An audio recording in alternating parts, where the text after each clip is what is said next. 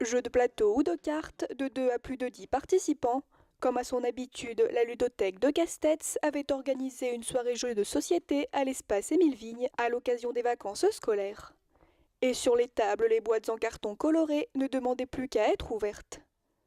Les soirées jeux, on les a lancées depuis qu'on a lancé la ludothèque pour faire découvrir le jeu de société moderne auprès d'un public ado-adulte. En principe, on essaye de les faire soit le mardi ou soit le vendredi en fonction de la disponibilité de Ludicland.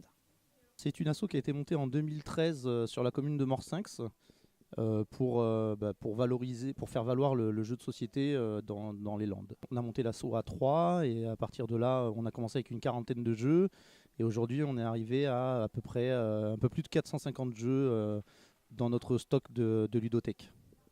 En famille, entre amis ou avec de nouvelles personnes, autour des tables, les rencontres se font et les générations se mélangent, de quoi passer une soirée très conviviale. Les jeux de société, c'est pas forcément pour les enfants, ni pour une certaine catégorie sociale ou professionnelle ou quoi que ce soit. C'est vraiment pour tous. On a déjà des petits jeux de motricité pour les enfants en bas âge. Ça va jusqu'à 116 ans. On va faire travailler la mémoire avec des petits mémories. Donc voilà, on essaye vraiment de faire découvrir à tout le monde le jeu de société moderne.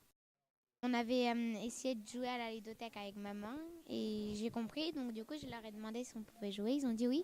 Il y avait le roi qui était malade et on devait le sauver et du coup on devait le remplacer et il fallait avoir le plus de points de victoire et tu les gagnais avec des cartes. À l'ère du numérique, le jeu de société attire toujours de nombreux passionnés grâce à son côté chaleureux et familial, difficile à retrouver derrière un écran. Moi, de mon métier, je suis informaticien et clairement, le soir, j'ai pas envie de me mettre devant un écran, donc je préfère largement avoir du papier, des pions et un beau plateau en carton pour pouvoir jouer à des jeux de société. Et c'est quand même plus social, c'est-à-dire qu'on va on va être en face de la personne et on va pouvoir discuter avec elle, débattre sur les règles de jeu et pourquoi pas relancer une autre partie d'un autre jeu qu'on n'a peut-être jamais essayé. Pour l'instant, on arrive à avoir encore du monde. Sur la ludothèque, on a des jeunes qui viennent pour le numérique en temps normal et qui sont présents sur les soirées jeux et qui jouent aux jeux de société sur ces soirées-là. Donc oui, je pense qu'effectivement, il y a encore la place pour le jeu de société. Voilà.